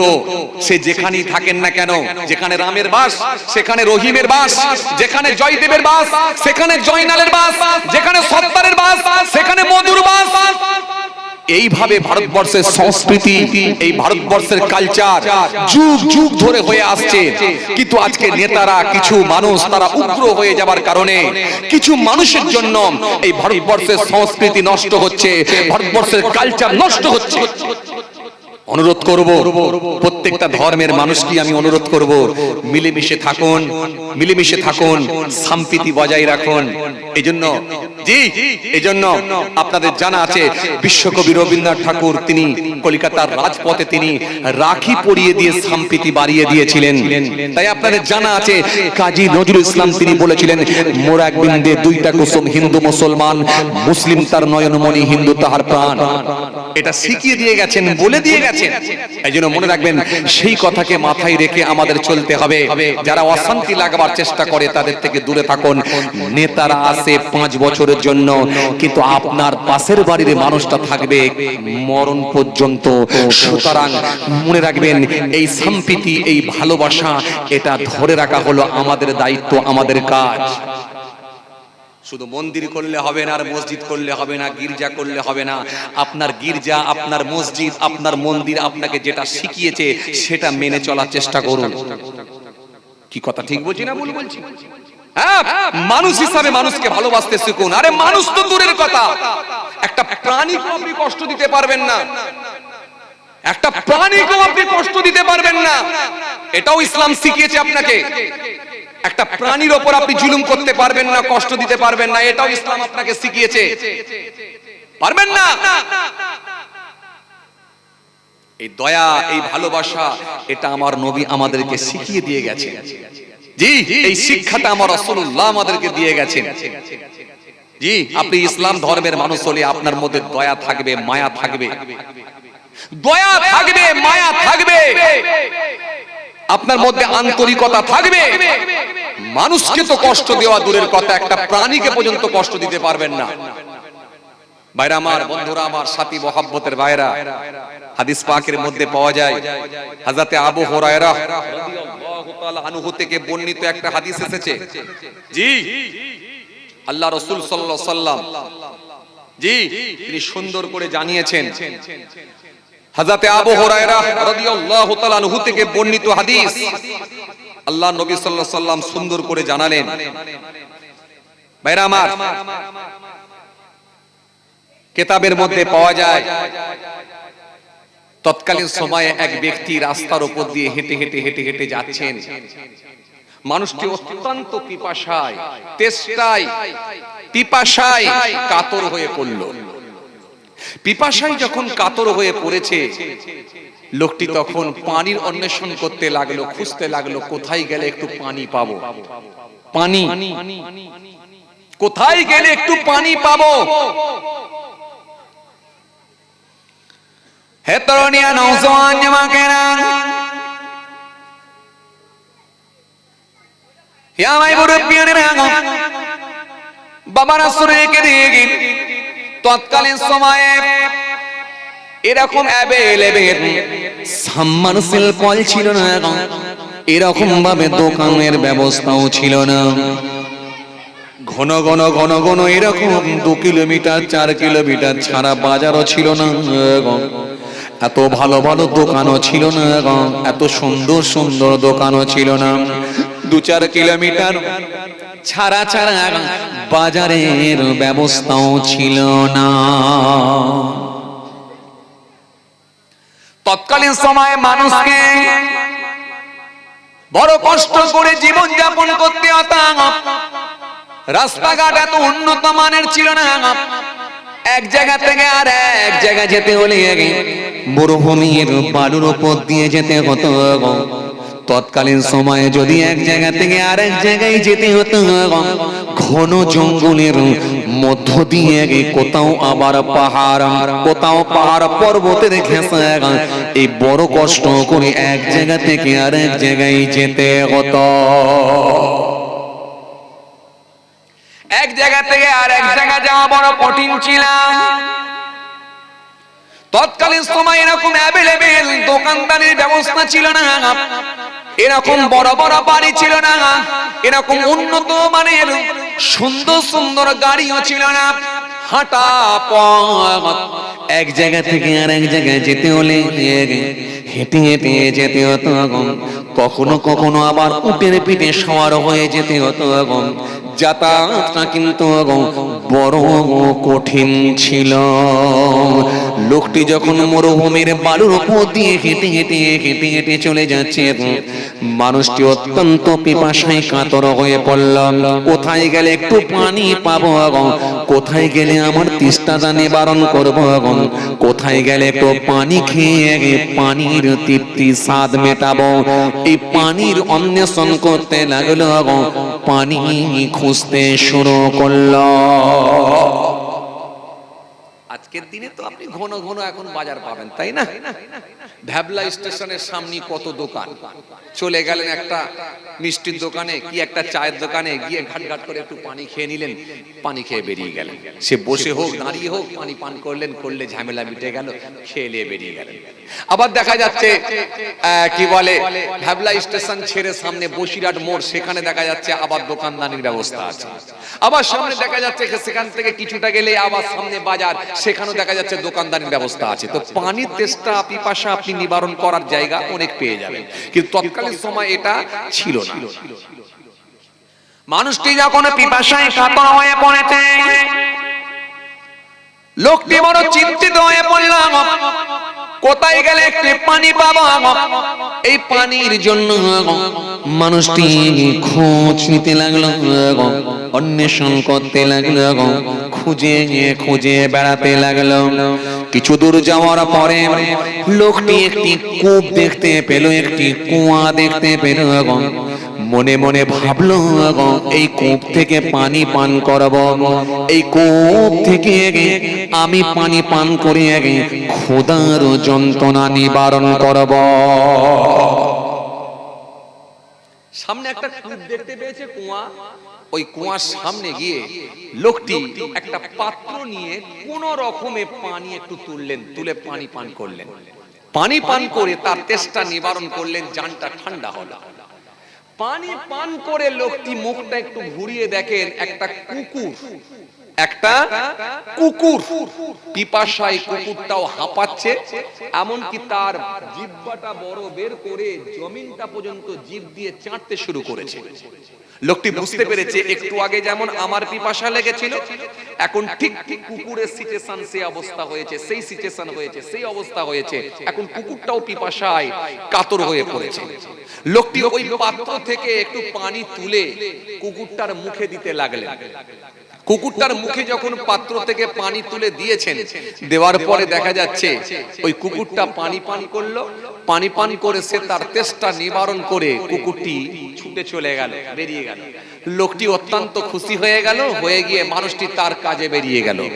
রাসূল সাল্লাল্লাহু আলাইহি সাল্লাম সুন্দর করে বললেন, এই যে প্রাণীর ওপরে এই দয়াটা করলো, মায়াটা করলো, আল্লাহ পাক খুশি হয়ে গিয়ে তার পূর্বের সমস্ত গুনাহকে মাফ করে দিয়েছেন। জোরে বলতে পারেন না? তার পূর্বের সমস্ত গুনাহকে আল্লাহ ক্ষমা করে দিলেন, মাফ করে দিলেন, খালি এই কুকুরকে পানি খাওয়ানোর জন্য। কথা বুঝে আসছে? তাহলে একটা কুকুরকে পানি খাইয়ে পূর্বের সমস্ত গুনাহ মাফ হয়ে যাওয়া সম্ভব খালি এই কুকুরের উপরে দয়া করে পানি খাওয়ানোর জন্য। ভাইরা আমার, বন্ধুরা আমার, সাথী মহব্বতের ভাইরা, এর নাম হলো ইসলাম। এর নাম হলো ইসলাম। আবার আমরা মিডিয়ার মাধ্যম দিয়ে দেখতে পাচ্ছি এমনও কিছু মানুষ আছে হিংস্র পশুর নাই যাদের আচরণ, যাদের কথাবার্তার ধরন, মানুষকে খাইয়েও পিটিয়ে পিটিয়ে মেরে ফেলছে। ভাবতে অবাক লাগে, আজকে আমরা কোথায় কোথায় কোথায় আমরা আজকে আমরা মানুষের সঙ্গে এই ব্যবহার করি।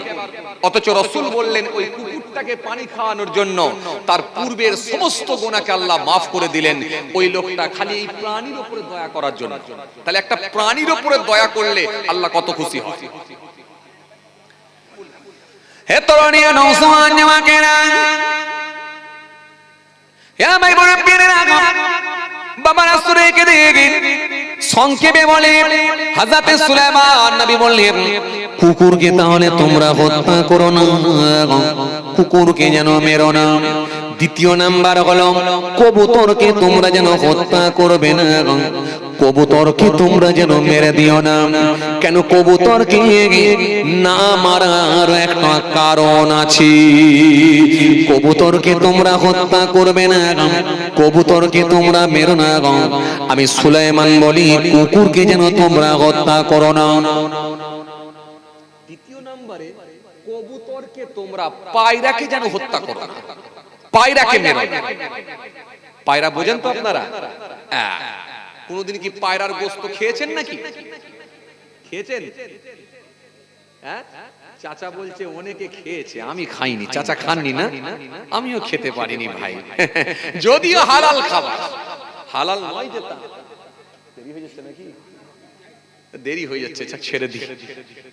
হ্যাঁ, আল্লাহ করলে হবে ইনশাআল্লাহ। বলতে গেলে ফের দেরি হয়ে যাবে, কথা বুঝে আসছে।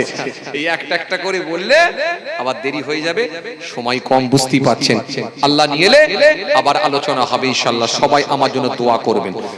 তবে রাসূলুল্লাহ সাল্লাল্লাহু আলাইহি ওয়াসাল্লাম তিনি বলেছেন কতগুলো প্রাণীকে তোমরা মেরে দেবে, দেখলে মেরে দেবে। তার মধ্যে এক নম্বরে কি?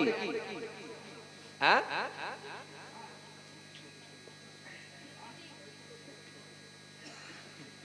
চাচা বলছে সাপ। মারা যাবে না? মারা যাবে। এখন কোন সাপ মারা যাবে না চাচা? বিষাক্ত সাপ মারবেন না? বলে বিষাক্ত আর ধরা সাপ না, বাস্তু সাপ মারা যাবে না। আচ্ছা, কোনগুলো বাস্তু সাপ? দেরি হয়ে যাবে, যাক আবার অন্য সময় হবে ইনশাআল্লাহ। বলতে দেরি হয়ে যাবে, কথা বুঝতে পারছেন? যাক, ঠান্ডার রাত, প্রচুর ঠান্ডা, আবার স্টেশনের ধারে, কথা বুঝতে পারছেন না? এমনি খোলা ফাঁকা জায়গা, যদি ভালো করে ও ঘেরা থাকলেও সমস্যা, মানে আরো হিলবে। সে গত এক দু বছর আগে দেখেছিলাম, সে প্যান্ডেল পুরো হিলছে, তাই তো ট্রেন যাচ্ছে আর হিলছে, যে সে যে কোনো মুহূর্তে ঘাড়ে পড়ে যাবার খাও, আল্লাহ হেফাজত করেছে কি। ওই জন্য আমার ভাইরা এবারে ঘেরে না, বুঝতে পারছি, নাহলে প্রচন্ড ঠান্ডা। যাক, আল্লাহ নিয়ে এলে আবার আলোচনা হবে ইনশাআল্লাহ। এই কবুতর কতটা উপরে উঠতে পারে, কতটা, এখন এই সব বিষয় নিয়ে বলতে গেলে অনেক টাইম লেগে যাবে। আল্লাহ নিয়ে এলে আবার আলোচনা হবে ইনশাআল্লাহ। আমার জন্য দোয়া করবেন, যেহেতু চাঁদা পত্র তুলতেই হবে, বুঝতেই পাচ্ছেন। আল্লাহ নিয়ে এলে ফের কোনদিন ইনশাআল্লাহ আলোচনা হবে। আসেন, ছোট্ট করে দাঁড়িয়ে সালাম পাঠ করে দোয়া হয়ে যাবে। ইয়া নবী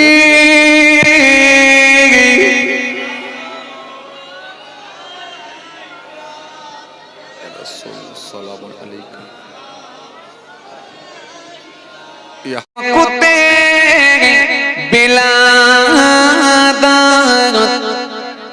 জেগে মিলা দেখা জোরাত ইয়া নবী সালাম ইয়া রাসূল সালাম ইয়া হাবিব সালাম আলাইকা সালাওয়াতুল্লাহ আলাইকা ইয়া নবী সালাম লো আমান ইয়া রাসূল সালাম লো আমাদের ইয়া হাবিব সালাম লো বাউলার মোরা যে সবাই গুনাহগার ইয়া নবী সালাম ইয়া রাসূল সালাম ইয়া হাবিব সালাম আলাইকা সালাওয়াতুল্লাহ আলাইকা मीमू से मदीने के वाले